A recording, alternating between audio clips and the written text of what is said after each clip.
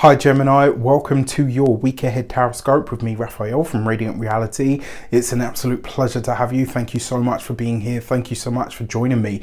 Quick note, my readings are for your sun, moon and ascendant sign. So whether you're a sun, moon or rising sign Gemini, this is for you. And I always advise that you watch all three to get a clearer, more complete picture of how they're going to speak to you. With that said, remember they are general readings.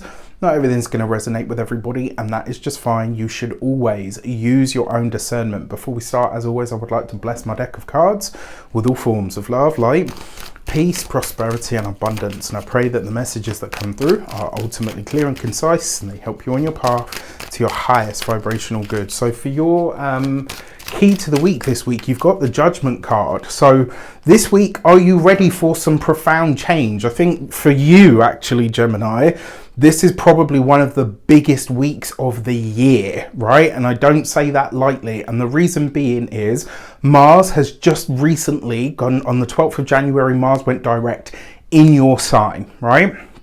Now, as if that wasn't enough, obviously, because Mars is slightly further out, it takes about 3 days in its station period, and then it goes forward. So at this point, Mars is actually direct now, is in direct motion in your in your sign. As if that wasn't enough, on the 18th of January, Mercury, your ruling planet, is going to come out of its retrograde and it's going to start to track forwards. So this week is kind of like a really dynamic week for you, where you're going to feel a lot more of your energy come up. You're going to feel like you're more in command of your mind, your body, and potentially your spirit as well, depending on, you know, how in tune you are with yourself. That Judgment card is a card of action. It's a call to action. And so this week, you're going to feel that sort of big innate push to say, right, okay, this is what I'm addressing right now. Don't go mad like a bronco out of the stalls, or I don't know what the saying is, but do you know what I mean? Like, don't just go straight in for it. Yes, step forward. Yes, start to move forward. Absolutely.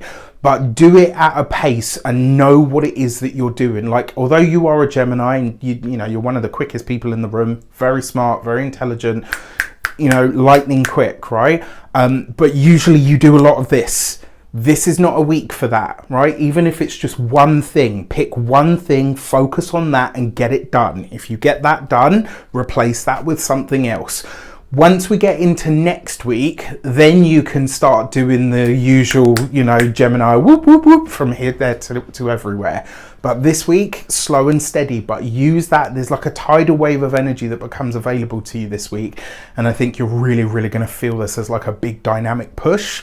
For some of you as well, this could be addressing something from your personal history that really, like, it could come up this week, and where maybe previously this is something that's held you back, it's held you down, it's been an issue or a challenge. Like this week, you could view it and be like, well, fuck me, that's, you know, that's tiny. Do you know what I mean? Like, that don't really hold sway over me anymore. So I'm here for it. I'm totally here for it. For your actions and options, you have your card, the Magician, as Mercury in your actions and options. So this week, you're not only going to feel like yourself a lot more, you're actually going to feel your cognitive function really start to wake back up and come back online. You've been rebooted in some way, shape or form. And this week, it's like you're ready to start making those forward moves and that progression, which I'm totally here for.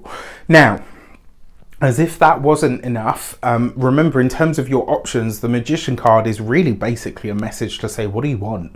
What do you want? What do you want to create? You've got this with the Judgment card. This can be a profound week of change, providing you step into it. Like, this is a week to work your magic. Work your magic, weave your spells, cast your net wide, right? Get your magic out in the world, baby. For your communications and conversations, you have the Empress. Communication is easier this week. It's smoother. It is more profound for some of you as well. There could be a lot of talk this week about changing the aesthetics of something, whether this is your work, your business, how you present, maybe your website, if you've got one, all of that kind of stuff. Like this week, it does suggest that you are, like you're changing something this week. and it's got, and a lot of the conversations that you're having, it's around the aesthetic. And you know, I hate having to justify this, but for some people, you know, they need to hear it. No, life is not all about the aesthetic. Life is not all about the physical, the material or the tangible. For sure, we know that. If you're here watching a tarot reading, you're at least somewhat spiritual. I shouldn't have to tell you this, but you know, for the newbies or people that are new to my channel, you know, I don't want them to be put off or whatever. But the truth of the matter is, it does matter to a certain extent. And actually, one of the truest forms of spiritual energy is beauty. Like, it really is. If you've ever read a book by a guy called I think it's Matt, I've forgotten the name of his, Dr. Emoto, a Japanese guy that looked into the vibrations that water holds. And so certain words or thoughts or feelings projected at the water produce these beautiful crystals within the structure of the water. And, you know, humans are made of 70% water. So imagine what this is doing to all of this. Imagine what these are doing to all of this, or, you know, all of that out there. And for that reason, this week, have those conversations about making things more beautiful, about making things more streamlined.